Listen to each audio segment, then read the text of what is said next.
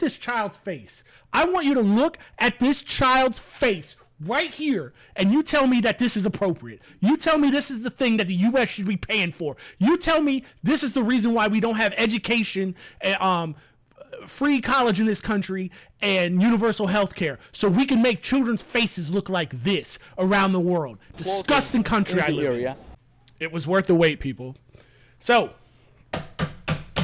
as you can read by the headline, Turkey closes airspace to Israel, bans Israeli ships from Turkish port. This is as of today. A confident said his country has completely severed economic trade ties with Israel and has closed its airspace to its aircraft in protest over the Gaza war. Speaking at an extraordinary session of the Turkish parliament on Gaza on Friday, Fidan said Israel has been committing a genocide in Gaza for the past 2 years. They've been committing a slow genocide since 1948. Hey, but we're not going to make perfect the enemy of good. We're going to take a win. We're going to take a W where we can. It is not only about the humanitarian crisis that's unfolding in Gaza. Turkey gradually is perceiving Israel as a national security threat. Fair enough. Okay, so this is answering a question of mine of just like, well, why now? Why are we doing this now? Because what that sentence right there is telling me is Israel's project for a greater Israel. It's obvious. They say this in their social media. They say it in Hebrew. They won't say it in English, but they say this all day and night in Hebrew. Gaza is just the start. The West Bank is just the start. As soon as they have complete control over the Strip and the West Bank, they're coming for Lebanon. They're coming for already. They've come for Syria. They're trying to create a Russian doll empire. They're trying to create an Israeli empire backed up by the American empire. And Turkey is seeing that, and they're seeing all their buffer states go down. And they're like, hey, we don't want this nuclear-powered, not nuclear-powered, but nuclear-armed new empire on our doorstep as a national security threat. I get that completely. More and more Israelis are feeling isolated like pariahs, as they should. As they absolutely should. As an American sitting here, I feel like a pariah, as I should, because we didn't do the steps that we needed to do to make sure that liberals like Barack Obama and George Bush, just in my lifetime, weren't able to mow the path, to hoe the road, so actual fascists could take over this country, which that's exactly what they did. Honestly, in this country, the revolution should have come when the National Guard gunned down those kids in Kent State. That our parents and grandparents didn't do something about that, didn't do a thing that I can't say on Twitch, but I can think it, and you can too, and there's nothing yet until that idiot Elon Musk installs a Neuralink in my head and can read my thoughts. There's nothing he can do about it. That's when it should have came. 100%. So generation after generation of inaction and apathy and liberal thinking that this was all just going to fall apart has led to this moment. And I too feel like a pariah, and it's well deserved. What is this video?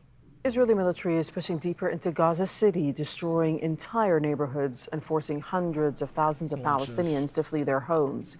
Israeli tanks, backed by warplanes and quadcopters, are intensifying attacks as part of an assault to seize control of the area.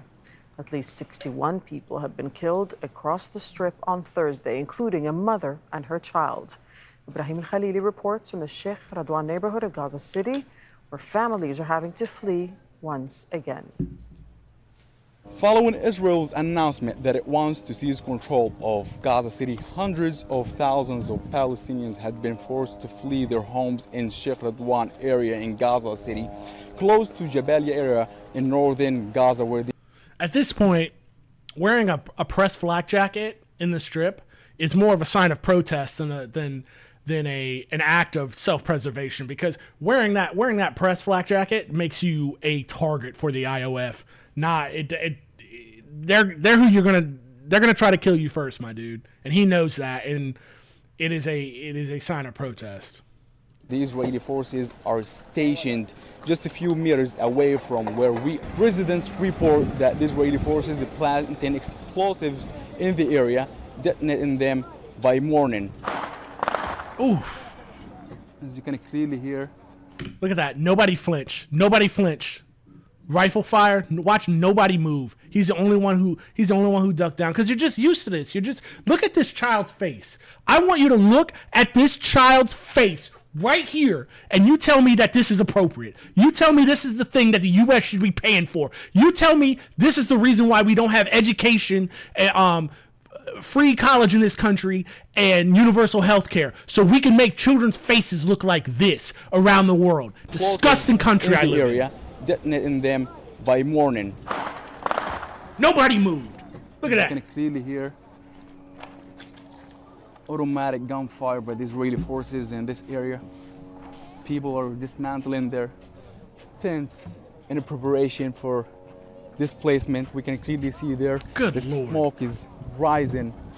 That's Jabari refugee camp.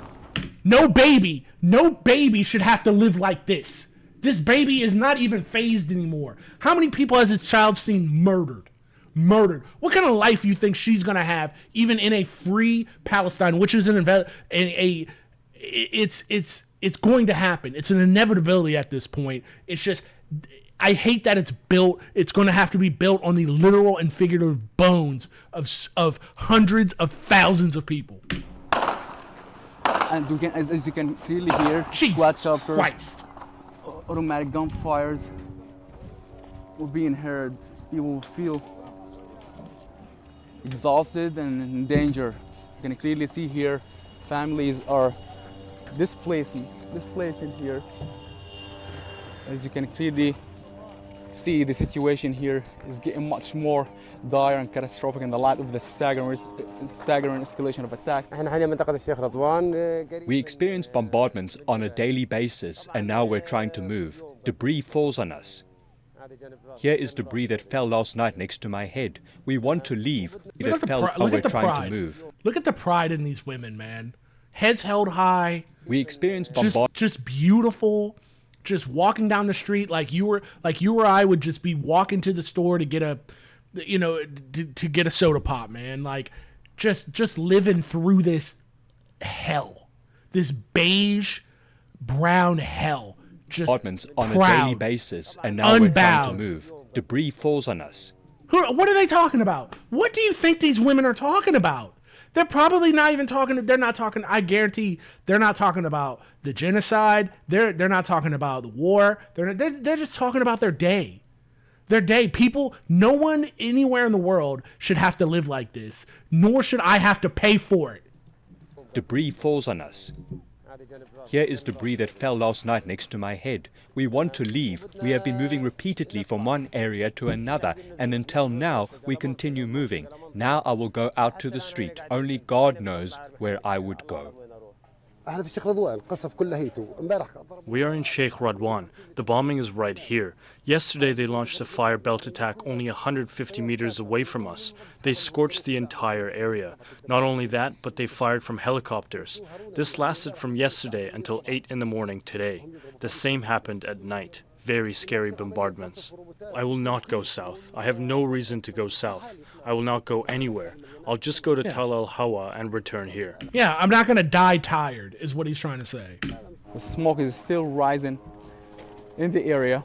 People were forced to flee this exact area. They have been forcibly displaced here, and now they head to west of Gaza City following Israel's forced displacement orders, ordering them to head southward, but they had no choice but to stay in Gaza City, because for them, Gaza is their history, their legacy, and their heritage that they want to pass on for future generations. Ibrahim Khalili, Al Jazeera, Gaza City, Palestine. Prayers up for that guy, man, because he's got, just by wearing that flak jacket, he's got a target on his back. All right. With that being said, let's talk about, let's look at the memorial service for this person. This was in Seattle, who was killed, because I didn't want to say their name because I didn't want to butcher it. You're all here to commemorate her. Friends and classmates of Turkish-American activist Ayşenur Ezgi Egi gathered on a beach near the University of Washington in Seattle to remember her. It wasn't easy. She was just always there for me and for those around her. One thing I regret is that she would reach out to me more often than I would ever reach out to her. Just another light. Just another light extinguished from the world. For no reason. Just another person who made this place better. And I don't want to be like woo-woo, because I don't want to say things happen for a reason, because they obviously don't. Like, I think about the people who've had it way rougher than me, and I think about the people who just had such an easy go of it, and they've done nothing but bring pain and misery to this world. But I want to believe that the universe, God, Allah, Yahweh, the great I am, whatever, that, some people just figure it out early. This woman, she passed her tests early. She clept out of life, and she got to go back to the source and didn't have to suffer here anymore like we do, because we haven't figured it out like she has. I want to believe something like that. Egi will be laid to rest in her hometown in Turkey, but her friends here thought of her. And I tell you what else, this woman was an American. This woman was an American citizen. I'm old enough to, I remember there were movies, that were like, oh, if you mess with an American citizen anywhere in the world, we're coming for you. We're coming for you. Unless you're this weird little colony that we fund their whole lifestyle to the detriment of our own, then you can treat our citizens any kind of way you want. Her as their own. She was a cultivator of community, a ray of sunshine, and an amazing friend. An investigation by the Washington Post determined that Egi was shot about 20 minutes after she and other demonstrators had retreated from the escalating tensions last Friday, about 183 meters away.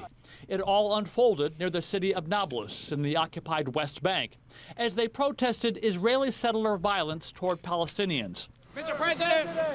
A day after President Biden... Wait, I want to hear that again. About 183 meters away. It all unfolded near the city of Nablus in the occupied West Bank. So this was in the West Bank. No Hamas, no rockets, no threat to, occupied Palestine, which we also call Israel, at all. So why do they feel they have to go in there and do this and kill Americans who are there to say, hey, these settlements are illegal under international law. You should not be here. And the reward they get for reminding these occupiers of what they're doing is literally illegal is they get murdered. It's because these genociders want an empire, like I said in the beginning of the show. So they want an empire. It doesn't matter. Hamas is just a smokescreen. The resistance is just a smokescreen. This whole thing about they feel threatened from the Palestinians is a smokescreen. No, they want an empire. They want Syria. They want the West Bank. They want Gaza. They want to expand. This is a colonial expansion, disgusting apartheid state. You made it all the way to the end. Thanks for walking to the edge with me. If you felt something stir, go ahead and like and subscribe and leave your impact in the comments. You can follow me live on Twitch at Lumencast, where the sanctuary unfolds in real time. And if you're ready to kick it up a notch, take it a step further, our Patreon is now open. Come on in.